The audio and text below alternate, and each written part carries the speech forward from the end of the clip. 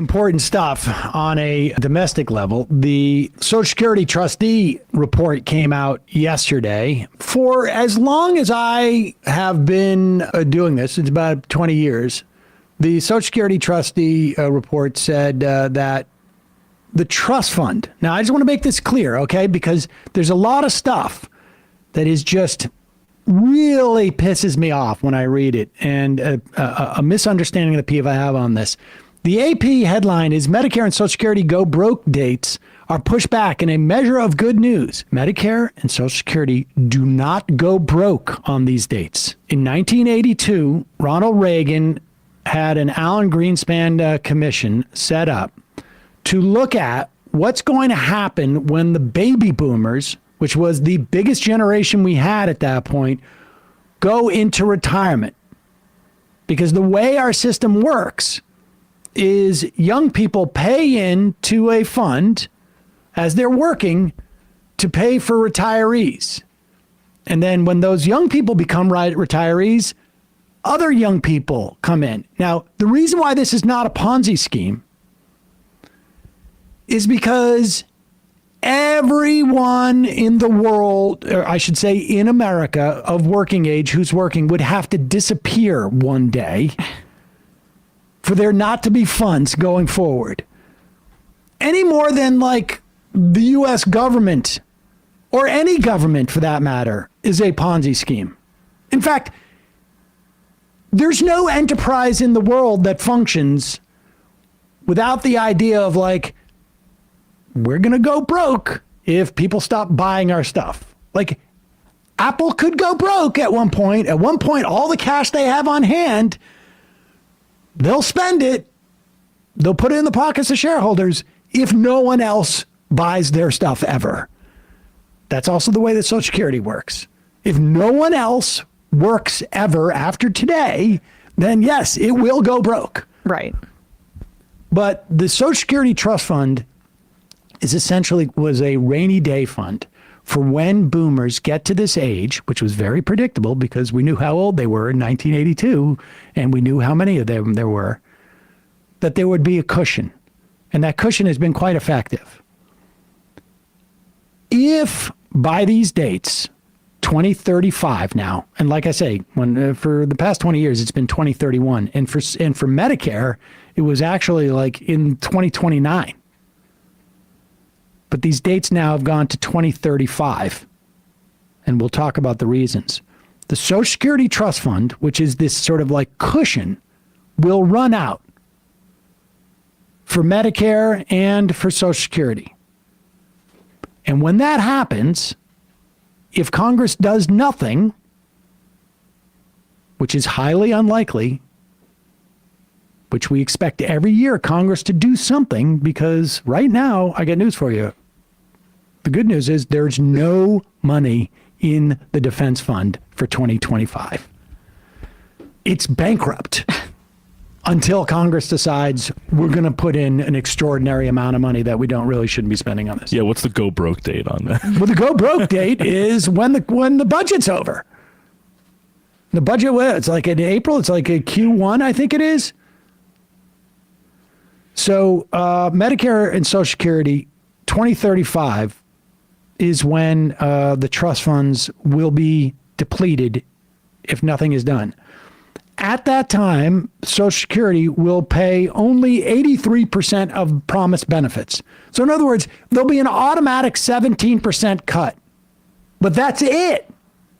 And then it just will be sustainable. If Congress does nothing. With Medicare, there would be an 11% cut. That's it. If Congress does nothing. I expect these numbers could actually even go up a little bit.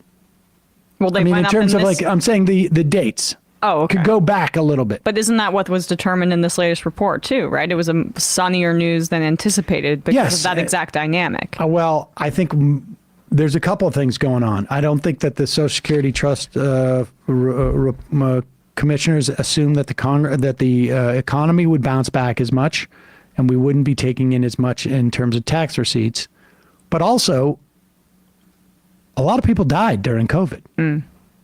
And, over the past 2 or 3 years, you've got 1 million less people who are going to be collecting Social Security and Medicare benefits, and they were older people too, so they were going to hit that trust fund earlier. But here's the bottom line. Like I say, Social Security benefits last reformed 40 years ago. The retirement age is going up now for people my age will be 67. And I think the last year to get in at 65, maybe people going in at 65 now, and it's like creeping up. Now it's 66, I think it is, but it'll end at 67 for people my age. But put this up on the screen.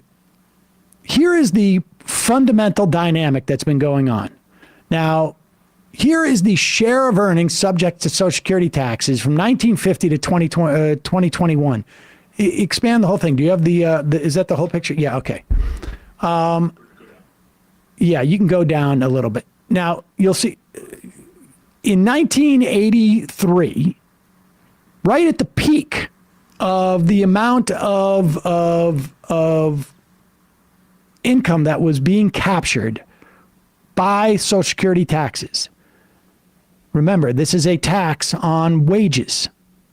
90% of income made by Americans, not each person, but across the board. If all Americans together made $1,000, then $900 a year, and obviously we make a lot more than that, and I'm not talking individuals, I'm talking the aggregate of Americans, $900 of that would have been touched by the payroll tax. And you will see the peak is at 1983, just after the Social Security reform took place under the Reagan years. They were anticipating we're going to capture 90% of the income generated by all Americans to support Social Security. And then what happened is, ever since then, we have had increasing wealth and income disparity. Keep that up for a second. Increasing income disparity. And you will see that line, that trend goes all the way down to 81.4%. The difference of 8.6% in terms of what is captured. In 1983, it would have been $900 of 1,000. I'm just using these numbers because it's easy for me to do the math. But assume every American in the country all together had earned $1,000. Everybody's making like 1 cent or whatever it is. 900 of that would have been subject to the Social Security tax. And now 810 is subject to the Social Security tax. That's the problem. Yeah.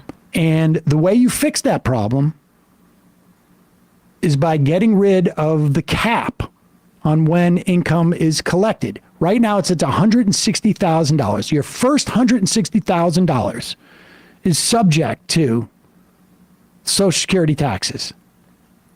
I think it's about 8% for you and 8% for your employer. And then if you make $200,000, that next $40,000 is not taxed. If you make $300,000, $140,000 is not taxed by Social Security. If you make $10 million, $840,000 is not touched by Social Security. If you make $1 billion, I can't do the math on that, but you get the picture. You meant 8.4 million, just a second ago. 8.4 million, exactly. Yeah. The point is that as income disparity has increased, less money is subject to the Social Security tax because the cap is at $160,000. Now, there's a couple of different ways of doing this. People like the donut hole. I'm not so impressed by it, but if that's what it takes, where from 160,000 to, let's say, 400,000, that's the number that Joe Biden has said, I'm not going to tax anybody under 400,000. You still if you create that donut hole and then say from 400,000 on is subject to the Social Security payroll tax, Social Security will pay off 100% of benefits until my kids are dead and maybe their kids. That's the problem. I mean, and that's why these tax cuts have disproportionately benefited wealthy people in a variety of ways over like this austerity period here. Because even though this cap is pegged to inflation and it goes up gradually, the fact that the benefits have been so tilted over these past few decades towards the wealthiest has these knock-on effects. And then they say, oh, it's in jeopardy. We need to be cutting into the program altogether to exacerbate the condition that they already created. This is just a way to make rich people richer. Yep. And to avoid more taxes. And taxes that they would have been subject to back in the day because they just didn't have so much money over and above where the cap was. That's it. This is all a story of wealth inequality, of income inequality. 100%. That is why we have problems with Social Security. They will not talk about it. The AP will say the go broke dates for Medicare and Social Security. No, it won't go broke. They'll just be cuts. And of course, the way they salvage this is by saying, let's cut Social Security now so that we don't have to cut Social Security later. Well, you don't have to do either. You could simply say, we're going to go back to where the Reagan era Social Security reform was meant to happen. And that was 90% of the nation's income is touched by the Social Security tax. When we looked at that graph and why all the numbers were lower and why it was sustainable back when it was like 72% or 81% or whatever it was, because there was no Medicare at that time. Yeah. Medicare didn't come in until 65. And people weren't starting to enter into Medicare in a bigger way. This is easy to fix. We'll see if it happens. Martin O'Malley is the Social Security trustee. I saw that and I was just like, oh, I haven't thought about Martin O'Malley in a little bit. He would have won. He would have won. He would have won, yes. Martin O'Malley would have won. So Social Security, there are two things you need to know.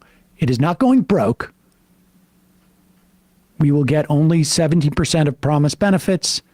Medicare, 11% promised benefits. It's not going broke. It's not bankrupt. Because Social Security pays into it. And it's easily fixed by raising the cap. You don't need to know anything else about Social Security other than it is probably the single most successful government program we've ever had. And people love it. And it keeps 2/3 of our elderly out of poverty. Those are the important things to remember there.